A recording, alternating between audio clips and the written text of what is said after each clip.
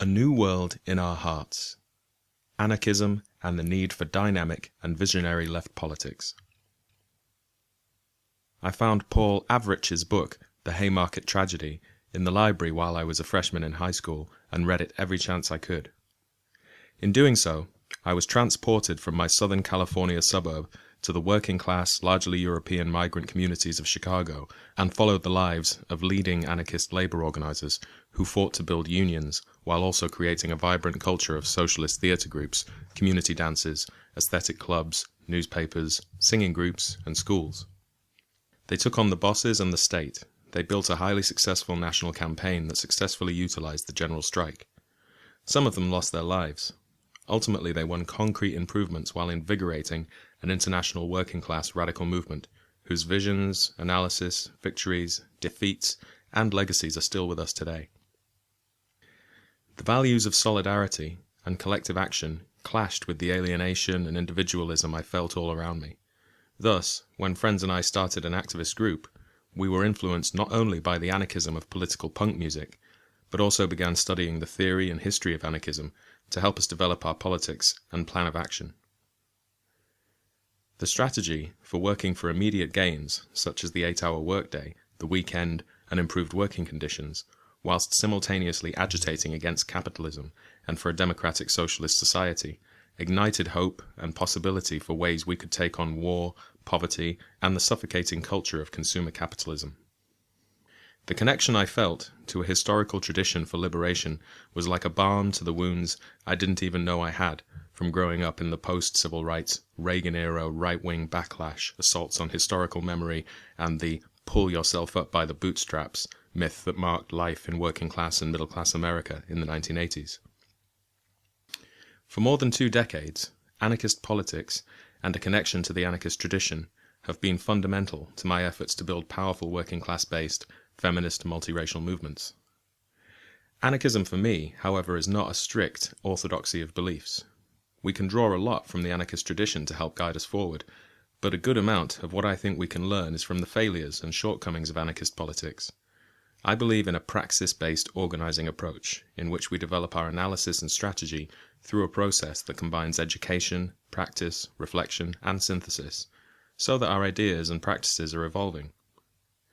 While I draw from the anarchist tradition outlined in this chapter, one of the goals of this book is to break down ideological barriers in anarchist and radical politics that limit our ability to have a praxis-based organizing practice that encourages us to evolve and grow. Far too often, maintaining the correct line of what is and isn't radical leads to political conformity in left activist circles that stifles political and personal growth, and leads to a culture of insecurity and infighting based on proving one's radical credentials. This culture of more radical than thou isn't welcoming, supportive, sustainable, healthy, or successful in achieving our goals. One of the main lessons throughout this book is that we need a revitalized, dynamic, and visionary left politics that draws from many traditions, not just anarchism, but also Marxism, socialism, feminism, revolutionary nationalism, and others. Additionally, I believe we need to draw insights, lessons, and examples from liberation struggles in communities of color, from working class-based struggles in the labor movement, and the struggle for queer liberation, and many other struggles and liberation movements in the United States and around the world. Furthermore, we need space to acknowledge and learn from the failures, mistakes, and shortcomings of all our traditions and struggles, to draw lessons and insights, and to help us stay humble and open. In order for us to develop the politics we need, we must also create the culture we need to support us. We need left culture that encourages growth and learning. We need culture that celebrates and nurtures the creativity, beauty, and joy of this world while we struggle against oppression and exploitation. We need culture that builds people up rather than tearing them down. We need culture that reminds us that there are many paths to the goals we seek, rather than one right answer. We need culture that nurtures, teaches, and encourages us to win and create the changes in society we need. The goal of this essay is to provide a basic introduction to anarchist ideas and history as a window into an important set of politics and experiences critical for developing effective and visionary left politics. Anarchism and contemporary left organizing. Anarchist organizations, strategies, methods, and visions played a leading role in the economic justice upsurge of the Occupy Wall Street movement in 2011 that ignited the imagination of millions of people who participated in the largest left-based movement in a generation. From general assemblies for decision-making to the emphasis on direct action as both a tactic of protest and a strategy to build people-powered democratic movements and society, the Occupy movement revitalized left politics and action in mainstream society. At the turn of the past century, anarchist organizations, strategies, methods, and visions also played a leading role in the mass action convergences of the global justice movement in Seattle and beyond, with tens of thousands of people using anarchist organizing structures like affinity groups, spokes councils, and consensus decision-making to take direct action. Again, direct action served as both a tactical way to confront unjust institutions of the global ruling class, such as the World Trade Organization, and a strategy for everyday people to take action beyond the rules of capitalism, opening a window to the world we seek to create. In both the Occupy movement and the global justice movement, anarchist influence is expressed in the understanding that the power to make systemic social changes comes from the bottom up, and that we must create what we are while we work against what we oppose. At a grassroots level around the country, groups and projects that are either explicitly anarchist or anarchist-influenced are working for economic, racial, gender, environmental, and social justice. Anarchism operates as a theoretical framework to understand the world and an ethical approach to revolutionary social change. Most anarchists are also socialists and analyze society and social change from a socialist framework with an anarchist analysis of political and social power in addition to the materialist analysis of the economy. This leads anarchists to work not only against capitalism and the state, but also patriarchy, white supremacy, and authoritarianism. The principles of mutual aid, grassroots democracy, and equality that form the core of anarchism have been practiced in many societies and cultures around the world. Anarchists have looked to the communal practices of peasant societies, working-class mutual aid associations and unions, and the everyday cooperative practices in neighborhoods and families for guidance in developing a vision of a free society, shaped by equality rather than injustice. As a political force, anarchism developed primarily in the working class and peasant communities throughout Europe, Asia, and the Americas in the late 1800s, and influenced early union movements alongside the rise of industrial capitalism. From the late 1880s to the present, there have been many different types of anarchists, drawing on traditions from around the world and advocating universal human rights across race, gender, and nationality. There has never been a monolithic anarchist theory, tendency, or movement throughout history. There is not one anarchism, but many. Through studying this history, we can draw out its most useful aspects. Today, many anarchists work in anarchist groups and projects, and many more are active in broader social justice efforts through their community work, unions, workplaces, parent associations, places of worship, schools, and a vast array of formal and informal cooperative efforts from community gardens to childcare. Most anarchists do not wear their anarchist politics on their sleeve, but practice them in their broader political work, families, communities, and organizations. Many are reluctant to identify as anarchists, even though they share core principles, because of the historical baggage that comes with the name, or because political labels can create obstacles when engaging in broad-based organizing. Many don't identify as anarchists or have moved away from anarchism altogether because of significant shortcomings in the actual practice and dominant subculture of contemporary anarchism. The political baggage of anarchism has its roots in repression against anarchists, as well as within anarchism itself. In efforts to undermine anarchist ideas in society and anarchist leadership within labor and social movements, the ruling class has equated anarchism with chaos, violence, and destruction. Anarchist-led unions and organizations have historically been the targets of violent repression from the state and the bosses, with organizations' offices raided and their leaders arrested, deported, executed, and assassinated. The association of anarchism to chaos and violence has had a powerful effect, inculcating people to the idea of worker and community self-management, of a society run cooperatively without economic inequality. Throughout society, anti-anarchist ideas are part of a larger anti-left, anti-socialist effort to present capitalism and top-down authoritarianism as the only option. There can also be distrust of anarchists within the left and broader social justice movements. This is largely due to controversial and at times counterproductive anarchist practices, frequently sensationalized by corporate media and the state as violent attacks against society. There have also been a wide range of harmful practices by anarchists who have disrespected local organizing or have alienated many through arrogant attitudes of political superiority. In this essay, however, I focus not on the differences that may have alienated anarchists from each other or the broader left, but on mass anarchism or movement-based anarchism, informed by the ability of everyday people to organize popular movements against systemic exploitation and oppression and work for social transformation towards mutual aid, cooperation, egalitarianism, self-determination, democracy, and socialism. There are many different tendencies of anarchism, and always have been. However, most anarchists embrace the movement-based anarchist understanding that socialist values must be developed, supported, and expanded in the culture and institutions of society over the course of struggle.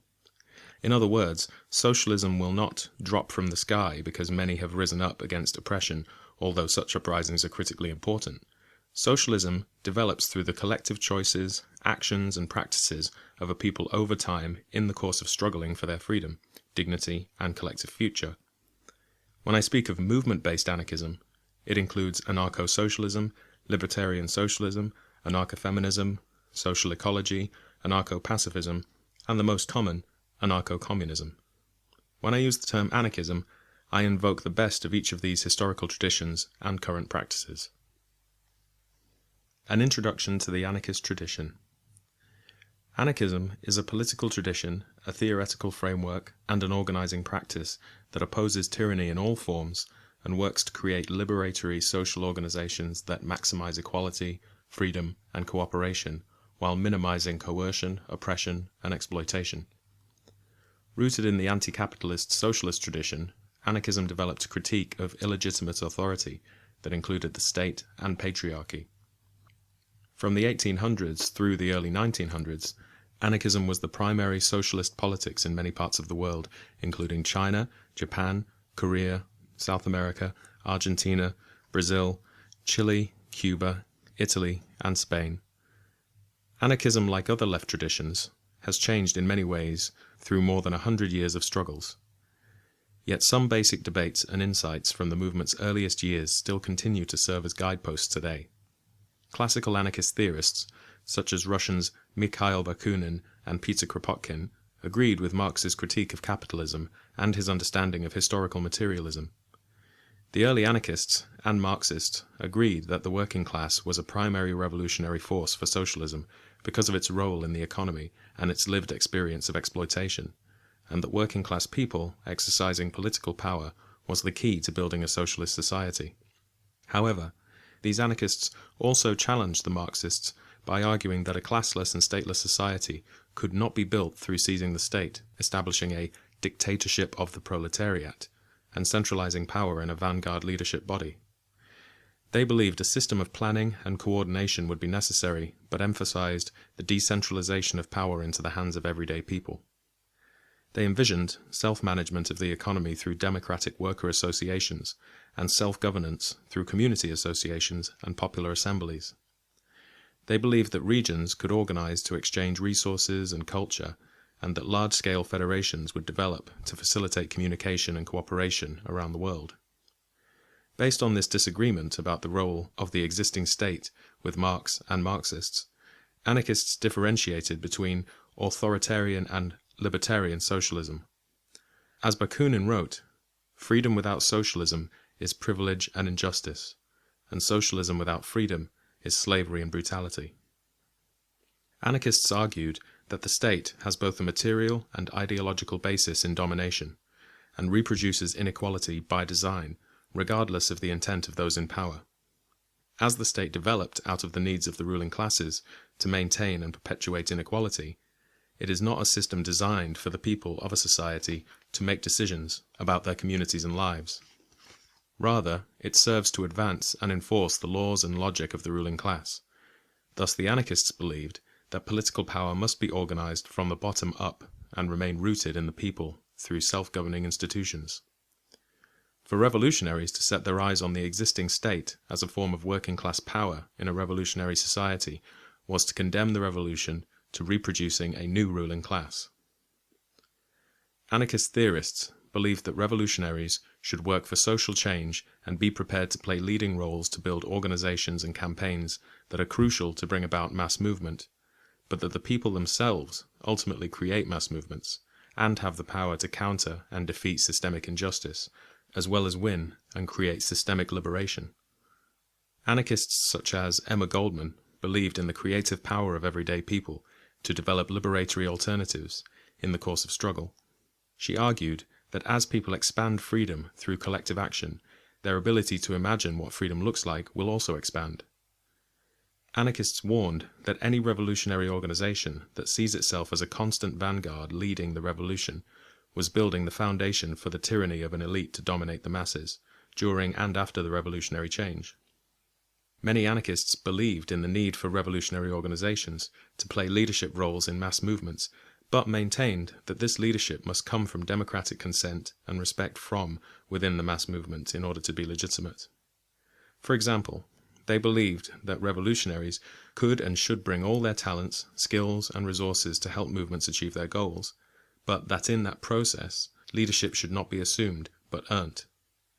Furthermore, they rejected the idea that any one person or organization should become a permanent leader, and argued for leadership structures that allowed for more and more people to share in the responsibilities of leadership. While anarchists and Marxists debated the role of the state in revolutionary change, they all pointed to self-governing structures of the short-lived Paris Commune in 1871 as an example of how working people could reorganize society. During the Commune, working-class communities were in control of Paris for 2 months, and formed popular assemblies to organize public life and defend themselves from the state and the ruling class. They passed resolutions for women's equality and the rights of workers. The high degree of cooperation and unity between many different radical forces led many to look to the Commune for both inspiration and guidance. That both anarchists and Marxists claimed the Commune as an example for future working-class movements demonstrates 2 things. First, that anarchists and Marxists have a much higher level of political unity than is often understood. Second, that in the course of struggle, oppressed people have historically developed new forms of social organization that advance democracy and equality. For anarchists, constantly learning from the new forms of social organization requires a commitment to constantly update and renew the strategy and vision of revolutionary politics. The anarchist vision, one shared by many on the left, looks to social organization that decentralizes power and is controlled from the bottom up. These local forms of community-based self-governance would then federate regionally and globally to meet economic and social and cultural needs and wants. To get there, the classical anarchist theorists advanced the strategy of mass collective struggle against the ruling class to open and win the political space for socialism to develop from below. In general, the anarchist tradition has been vague in its articulation of how to transition from capitalism to socialism on a large scale. However, in keeping with the commitment to support and prepare people to take democratic control over their lives and build justice and equality in the process of struggle, anarchists have put forward the strategy of prefigurative politics as a way to begin building the new world in the shell of the old. Prefigurative politics is the strategy of incorporating the vision of the future society into the struggle to get there. If the fight is for a democratic society, then revolutionaries must incorporate as many democratic practices as possible into the struggle to get there. Through the experience of utilizing democratic methods in the course of struggle, people build their individual and collective skills and experience to live democratically, and in the process create democratic cultural values, and generate democratic practices to be utilized and improved upon. This is one of the reasons that anarchists have championed mass worker organizations and direct action, not because they believe that willpower alone could make a revolution, but because they believe the struggle itself was the greatest teacher. Anarchists believe that people gain a new understanding of reality through exercising their individual and collective power. This happens not just because ideas are tested against reality and evolve, but because people begin to see themselves as agents of change who can influence the world around them. The educational experience of putting ideas into practice is therefore prioritized by anarchists, who see the revolutionary potential of fights for incremental change as opportunities for people to build their own power and see themselves as capable of winning larger-scale change. Since they believe that the ultimate goal is not to seize and exercise existing power, but to radically redistribute and reorganize it, They insist the more people experience their own power through struggle and begin incorporating revolutionary values into their daily life, the more the movement could prefigure the society it is working to build. Towards these aims, anarchists organized in or built mass worker unions such as the General Confederation of Labour, CGT, in France, the National Confederation of Labour, CNT, in Spain, and the Industrial Workers of the World, IWW, in the United States. In addition to fighting for wage increases and better working conditions, these unions fostered solidarity between workers and had a goal of workers taking control of the economy and running it democratically without bosses. Prefigurative politics has also led anarchists to build cooperative workplaces, housing, schools, community centres, mutual aid institutions, and barter systems. Through time, anarchists have further interpreted the possibility of prefigurative politics to challenge patriarchal relationships between men and women, rejected the strategy of electoral politics as the sole arena of struggle, in favour of direct action strategies, created democratic structures in organisations, and emphasised liberatory power of education for people of all ages. During the late 1800s and mid-1900s, many socialists and anarchists believed that working class people could seize the means of production and bring down the capitalist state through general strikes. They believed that liberatory forms of social organisation would form the course of struggle, as worker and neighbourhood councils did during the Paris Commune, the Russian Revolution of 1905, and in worker uprisings in Italy and Spain in the 1910s. Through these new forms of social organisation, working people could utilise a dual power strategy to challenge and replace the state. The term dual power was first used by Russian Marxist Vladimir Lenin to describe the decentralised worker and peasant-based Soviets through which oppressed classes fought for economic equality. The strategy of dual power means that oppressed people can simultaneously organise themselves to fight against the state and create democratic institutions that prefigure the new forms of social organisation of a socialist society. Through dual power institutions, every day people thus forged a new and liberatory ways of exercising power and making decisions that would then teach millions how to organise from the bottom up to reorganise society based on values of cooperation and egalitarianism. Anarchists believed that the consistent practice of prefigurative politics would build the capacity of working class people to make the most of revolutionary situations, given their higher level of lived experience. While I emphasize here the strategic understanding of prefigurative politics, it is worth mentioning that testing your politics in practice and bringing liberatory principles into daily life is also understood as a more fulfilling way to live in the here and now. Anarchists believe that the revolution is not just a vision of a future society, it is the way that we live our lives, build our families and communities, and celebrate while also struggling for systemic change. In the late 1800s, hundreds of thousands of immigrants from Europe and Asia worked in the United States, and many brought their left politics with them. Anarchism in the United States, 1886 to the 1990s. In the United States, anarchists have been a leading force in the socialist movement since the late 19th century. The anarchist-based International Working People's Association helped lead a mass movement for the 8-hour workday and organized a nationwide general strike on May 1, 1886. Leading members of the movement in Chicago were framed, put on trial, and executed by the state in 1887. Their struggle and martyrdom inspired working-class movements around the world to declare May 1st as International Workers' Day. Lucy Parsons was a leading orator, journalist, and organizer in the Chicago anarchist movement, and her husband, Albert Parsons, was one of the 5 leaders sentenced to death. Lucy, who was Mexican and African American, became a national leader as she spoke at worker rallies and meetings around the country. In 1891, Lucy Parsons began editing Freedom, a revolutionary anarchist communist monthly that provided news and analysis of worker organizing and resistance. In 1905, she joined with other socialists and anarchists and co-founded the IWW, which organized tens of thousands of workers across race, ethnic, national, gender and trade lines to build a union of the working class. Also in 1905, she began editing an IWW newspaper, The Liberator, which covered news of IWW efforts and also took stands for birth control and women's rights. The IWW led free speech fights to win the right to organize, and thousands went to jail for talking union. In 1912, the IWW led the Bread and Roses strike of 30,000 textile workers in Lawrence, Massachusetts, that garnered international support. IWW organizers like Joe Hill produced dozens of labor songs such as Solidarity Forever that became the soul of a vibrant working-class culture.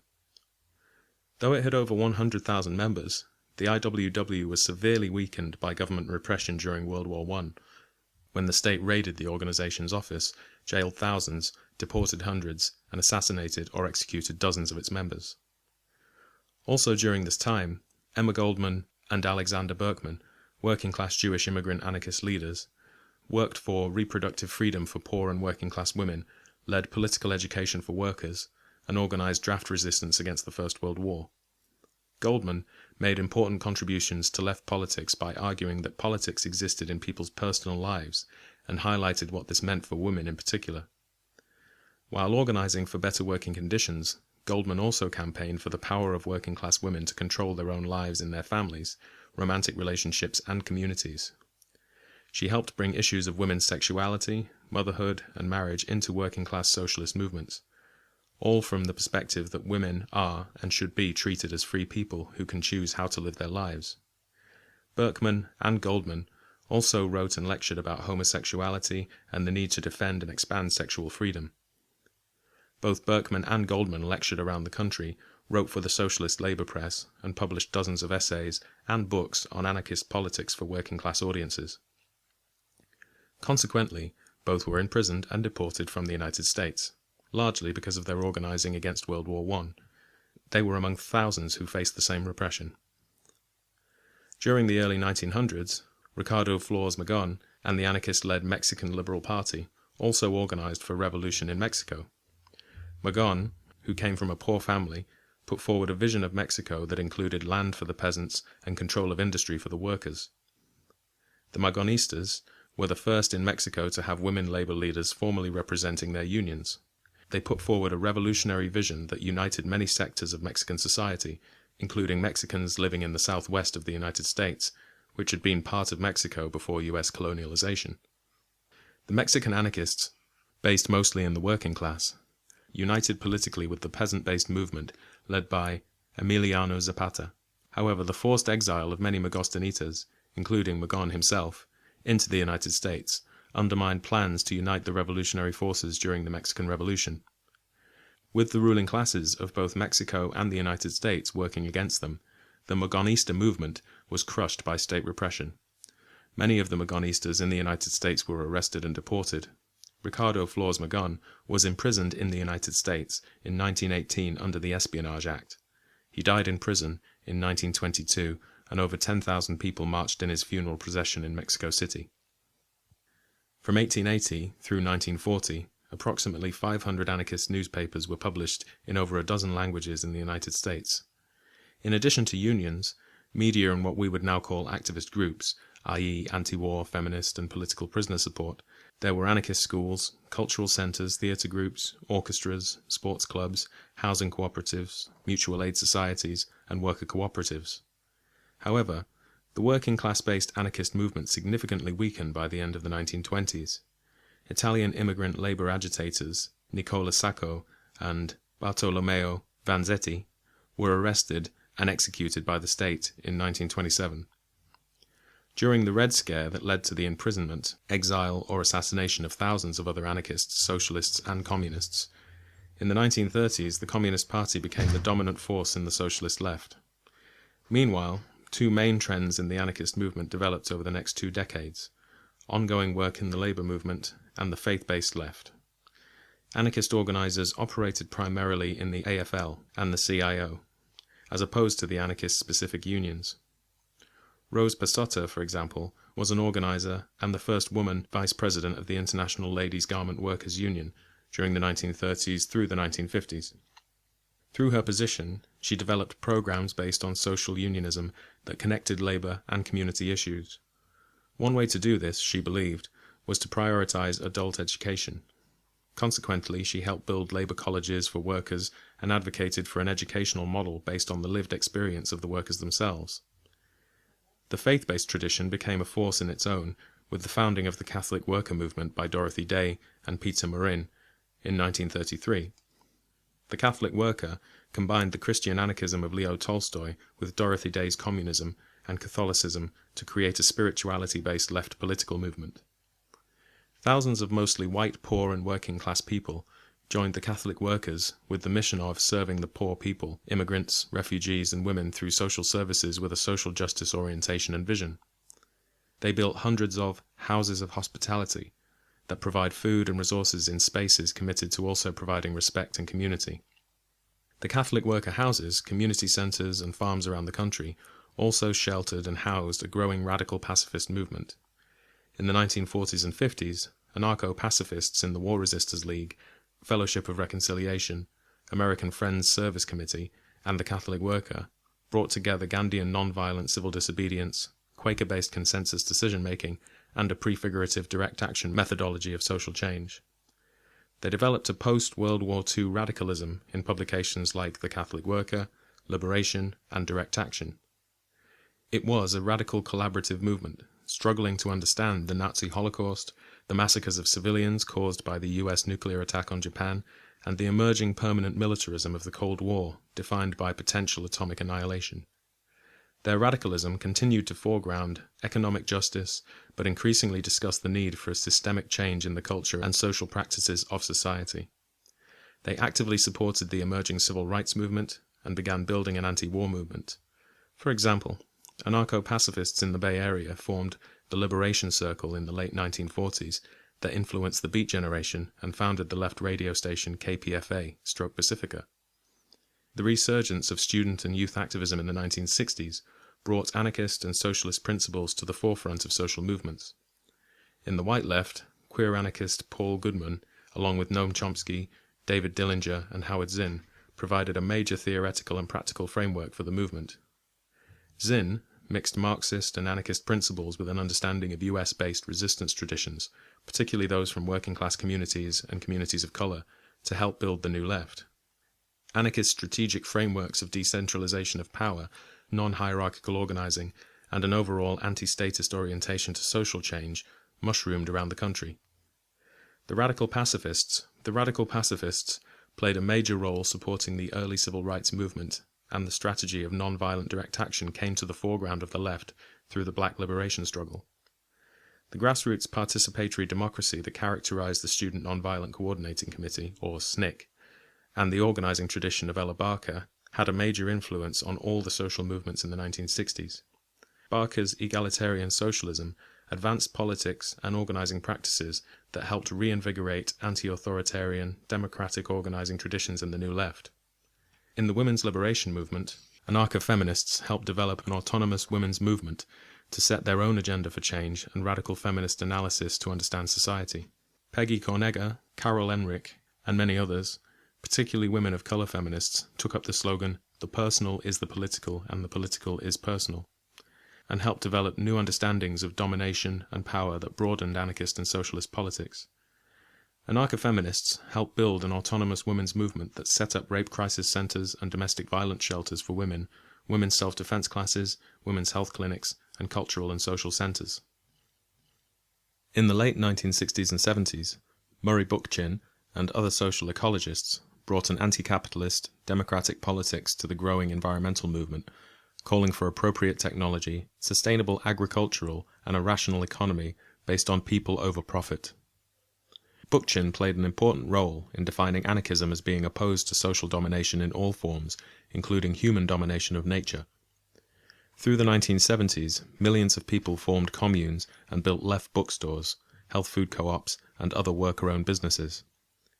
In this milieu, anarchist and socialist politics continued to spread, and feminist, ecological, and left politics took on institutional forms in communities around the country. Anarchism became the defining politics of the growing anti-nuclear movement and environmental movements of the 1970s and 80s. While working to end the nuclear arms race and demilitarize society, hundreds of thousands participated in affinity group actions with spokes councils using consensus decision-making in a prefigurative direct action strategy of change. The anti-authoritarian national network Movement for a New Society and anarcho-feminists like Starhawk and others played major roles in fusing together the key components of what many today understand as nonviolent direct action. Anarchists were also involved in Central American solidarity, gay and lesbian rights, and anti-apartheid movements in the 1980s.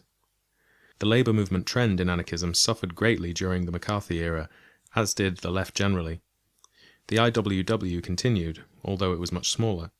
The Jewish anarchist newspaper, Free Voice of Labour, founded in 1890, was published monthly until 1977. Anarchists were leaders in the Jewish socialist workmen's circles that provided health benefits, burial plots, and life insurance for working people, along with educational and cultural events. Individual anarchists continued to play leading roles in working-class organizations around the country, but anarchism as a whole was no longer a working-class-based movement. However, new signs of life were emerging for a working-class politics based in communities of color. In the 1970s, Lorenzo Camboa Irvin wrote Anarchism and the Black Revolution.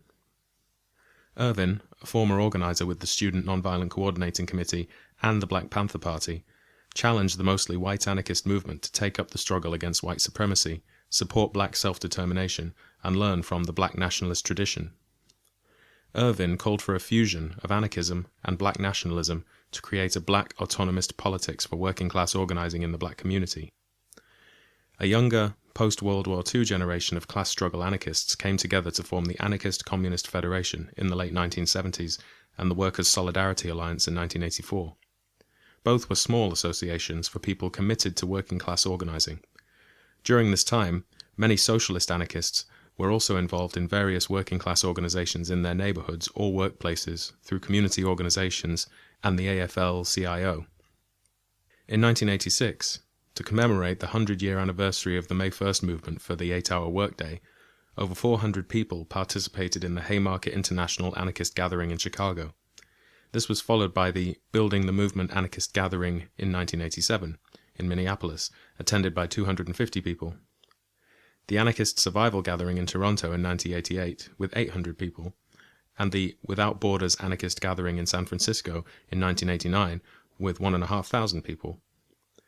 These gatherings brought together a largely young generation of white radicals along with more seasoned activists from the labor, anti-war, anti-nuke, feminist and queer movements. Over the course of these 4 gatherings, a conversation arose about the need for a continental anarchist network and newspaper to serve the growing anarchist movement active in multiple struggles. The result was Love and Rage, founded in 1989, which served as both a network of dozens of younger generation anarchist groups and a newspaper that focused on feminism, queer liberation, anti-imperialism and anti-colonial national liberation movements, global political economy, people of color and working class-led struggles around the world, the prison system, and anarchist activism. Love and Rage was only one part of the broader anarchist movement, but for many it was a clear example of the much larger project in the early 1990s of developing a revitalized left politics to guide political organizing.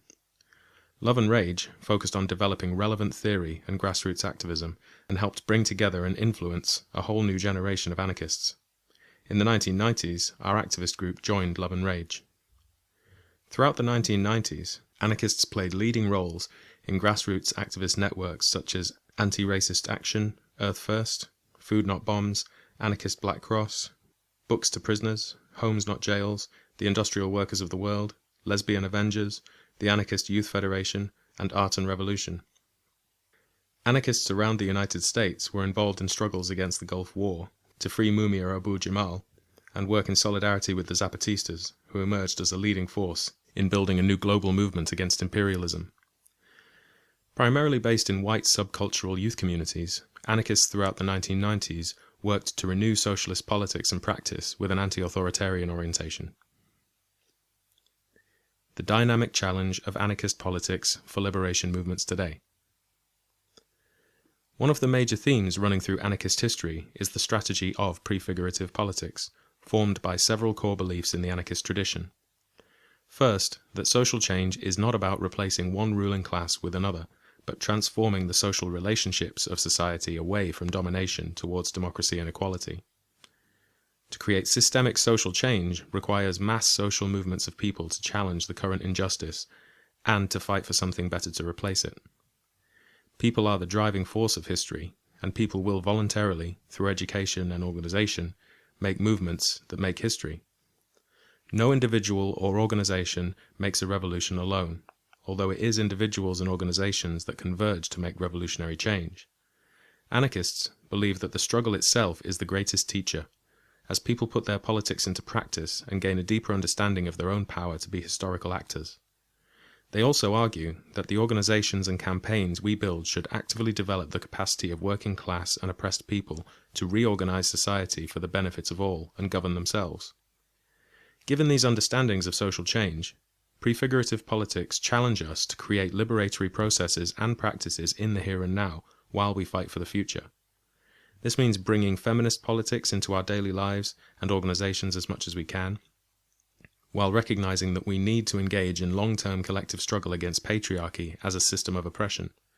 Similarly, we should work to understand anti-racism as not only a politics against systemic racism, but for anti-racist culture, strategy, and practice in our organizations and lives that transforms the way we work for liberation. Further, anarchists do not believe that there will be one revolutionary transformation of society that will lead to a classless, stateless, peaceful coexistence. Rather, social change is an ongoing process of evolution marked by periods of revolutionary change that accelerate that evolution. Prefigurative politics challenge us to understand how the methods we use to achieve our goals will influence and shape the ends we achieve. Today, many anarchists believe in prefigurative politics, and it is a core principle that shapes the left today. The tension in anarchist strategy, then, has been one of determining how to practice liberatory politics in ways that positively impacts those involved and still has real positive impacts for short-term and long-term gains in society. The challenge is developing prefigurative strategy that helps us create efforts that further liberatory practices, culture, and organization in the here and now, while also working to build popular movements to transform society. Left organizations face the economic, social, cultural, and political conditions in which they operate, while simultaneously striving to change those conditions. The main issue at hand is not how to accept the limitations of existing society, but how to understand the economic, political, social, and cultural dynamics of society so we can be radical, relevant, strategic, and visionary as we participate in the reality of everyday life to build the new world in the shell of the old. This requires a long-term perspective of change that understands contradictions as a part of an evolving process of doing the best we can in conditions not of our making. This means developing strategy that supports people's personal and political development, builds organizations and communities through struggles to concretely change the conditions in which we live, and through those struggles builds the power of the left to transform society. Prefigurative politics and strategies need to be flexible and constantly evolving. There can be a danger of prefigurative politics coming to mean a handful of practices and strategies that are always used. For example, I believe in the need for prefigurative strategies for waging reform and electoral-based campaigns. I believe prefigurative politics can include a wide range of decision-making processes beyond just consensus, and that different forms of leadership that includes horizontal and hierarchical structures are necessary depending on the situation. I believe we need to imagine and create prefigurative organizing practices that work for people of different ages, cultures, capabilities, economic classes, responsibilities, and capacities. For example, many of the ways prefigurative politics are practiced or discussed today is based on the lived experiences of managerial, middle, and working-class white people in their 20s, who do not have children or care for elders, are able to make sacrifices and live on a low budget, and have devoted a significant amount of their lives to political work. I'm not suggesting that efforts led by or primarily composed of such a demographic are problematic, or that these are the only people doing prefigurative politics. We need to think expansively about the many ways prefigurative politics are practiced in different communities, by people with a wide range of life circumstances, and evaluate how do we do prefigurative politics by the results more than just the stated intentions. While I agree that the ends do not justify the means, I also agree that the means do not equate to the ends. We need clarity of goals and purpose to drive our methods forward and help us think through what is both possible and effective. While there is the danger of prefigurative politics applying cookie-cutter solutions to the complex realities of life, there is also the potential of applying prefigurative objectives to a wide range of needs and goals that will produce different kinds of strategies, organizations, cultures, and communities that will help us achieve our overall vision of collective liberation. At its best, prefigurative politics encourages us to place an ethic of love into our praxis as we expand liberation and undermine exploitation and oppression as much as we can through collective struggle. An approach that attempts to put step-by-step organizing into a material analysis of patriarchy, white supremacy, heterosexism, the gender binary system, capitalism, imperialism, and the state as systems that are continually reproduced politically, economically, culturally, and socially in the institutions and ideologies of our society. A collective liberation approach to organizing strives to put our day-to-day work in a long-term perspective of revolutionary change guided by the vision of liberation for all people. Such a vision is constantly developing as we learn the complexities of building towards such a vision through practice and reflection. An acknowledgement, celebration, and respect for our humanity as complex people, with a wide range of beauty, trauma, resilience, shortcomings, frailties, and power, is of critical importance to this vision. Our vision of revolutionary change must embrace our humanity, rather than hold out an idea of perfection that is neither possible or ultimately desirable.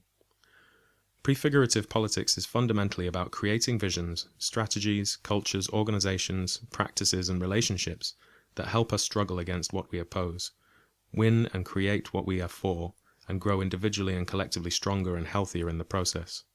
This is the anarchist tradition I look to as a source of strength and guidance for my values and vision.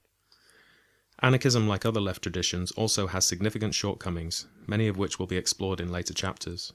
However, powerful lessons come not only from successes and victories, but also from mistakes and losses. I am an anarchist who believes that a revitalized left must draw from many traditions and actively create space for new theorizing and practice. I am an anarchist not because I am working to build an anarchist movement, but because I believe anarchism has critically important contributions to make to the larger process of revitalizing the overall left and making revolutionary change in our society and the world.